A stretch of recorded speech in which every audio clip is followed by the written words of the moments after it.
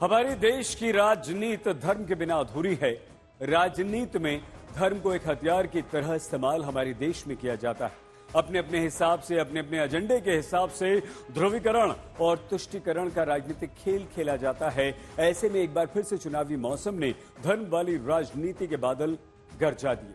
उत्तर प्रदेश के मुख्यमंत्री योगी आदित्यनाथ ने झारखंड के बाद अब महाराष्ट्र में भी हिंदुत्व का कार्ड खेल दिया।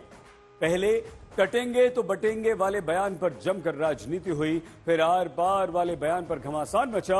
अब योगी आदित्यनाथ ने नया बयान बजरंग बली को लेकर दिया है। योगी आदित्यनाथ ने विपक्ष की नीतियों पर सवाल खड़े किए। आपको सुनवाते हैं योगी का चुनावी रणभूमि में विपक्ष पर नया हमला। याद करिए, जब बजरंग बली रहे होंगे त्रेता युग में, तब तो इस्लाम नाम की कोई वस्तु इस धरती पे नहीं थी।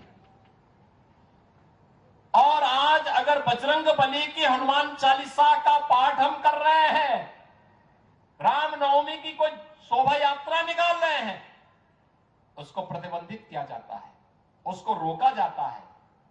किन कारणों से? और जिन्हें बजरंग बली पसंद नहीं है, उन्हें जो पसंद है वहां जाएं। भारत के अंदर कौन ऐसा भारतीय होगा जो राम को न मानता हो, जो बजरंग बली को न मानता हो? योगी के इस बयान पर विपक्ष एक बार फिर से बीजेपी पर बांटने की राजनीति करने का आरोप लगा रहा है, तो बीजेपी विपक्ष की नीतियों पर प्रश्न खड़े कर रही है।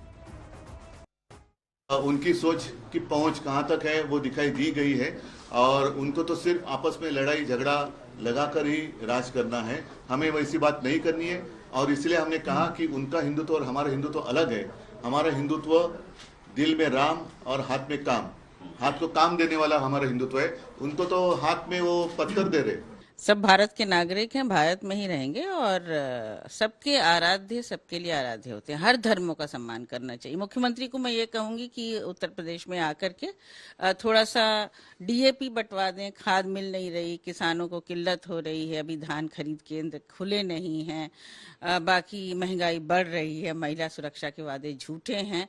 तो ये बड़ी बड़ी बातें करने से और ईश्वर का आशीर्वाद नहीं मिलेगा। अब उनकी सरकार यहाँ से जाने। तो हमें लगता है कि शायद विपक्ष के लोग जो है भारतीय संस्कृति से दो चार नहीं हो पाए, वो विदेशी संस्कृति से बहुत ज्यादा इंस्पायर हैं और वो उसी संस्कृति पर जाना चाहते हैं, क्योंकि तुष्टीकरण के चलते वो अपने आराध्य को छोड़ रहे हैं, अपने देश की संस्कृति को छोड़ रहे हैं, त्याग रहे हैं। वो सत्ता चाहते हैं, इसके लिए वो कुछ भी छोड़ने को तैयार हैं। उन्हें लगता है कि शायद ये चुनाव भारत में नहीं हो रहा है, ये चुनाव कहीं विदेश में हो रहा है, पाकिस्तान या सऊदी अरब में हो रहा है। तो उन्हें समझना होगा कि भारत में भारतीय संस्कृति की बात अगर आप उठा रहे हैं और उसके खिलाफ आप जा रहे हैं, विपक्ष उसके खिलाफ जा रहा है, तो इसका मतलब है तुष्टीकरण की राजनीति कौन करता है। महाराष्ट्र नवनिर्माण सेना के अध्यक्ष राज ठाकरे ने भी धर्म के मुद्दे पर हमला किया। राज ठाकरे ने मस्जिदों के लाउडस्पीकर पर प्रतिबंध लगाने की बात कह दी है। राज ठाकरे ने कहा है कि अगर वो सत्ता में आते हैं तो लाउडस्पीकर की आवाज को बंद कर देंगे, जिस पर विपक्ष ने अब पलटवार किया। मी तुम्हाला आत्ता सांगतो, राज ठाकरेचा शब्द आहे, उद्या तुम्ही माझ्या हातामध्ये जर या महाराष्ट्र राज्याची सत्ता जर समजा हातामध्ये दिली, एकाही मशिदीवरती एकही भोंगा तुम्हाला दिसणार नाही या महाराष्ट्रामध्ये।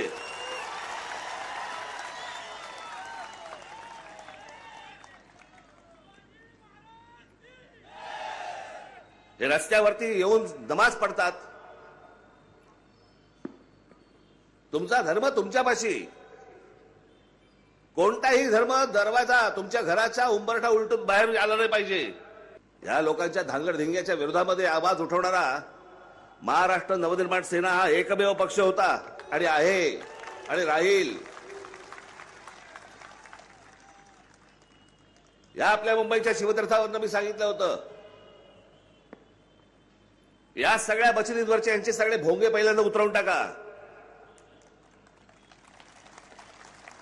बंद झाले होते।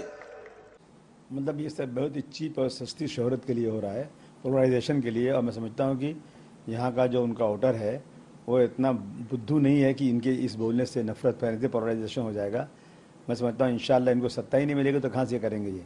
अब इनका मस्जिद का लाउड स्पीकर बन देंगे, कोई बता मुसलमानों को मार देंगे, कोई बता एनआरसी ला देंगे। मैं समझता हूँ कि इस देश में ये नफरत के पुजारी है ना, इनकी राजनीति बिल्कुल ख़त्म ही हो जाना चाहिए। सभी धर्मों को अगर एक ही कानून अगर लागू होगा तो जो कानून हिंदुओं को लागू है, हमको 10 बजे के बाद हमारे नवरात्रि हो, हमारे गणेश चतुर्थी की महाआरती हो, वो बजाने देते नहीं, वो करने देते नहीं। फिर ये जो कोई 5-5 बार ये जो कोई लाउड स्पीकर लगाते, ये उनके अब्बा का पाकिस्तान नहीं है जो इधर आके बजाते बैठेंगे। इसलिए जो राज ठाकरे साहब बोल रहे हैं वो हमारे सबके वही बोलना है।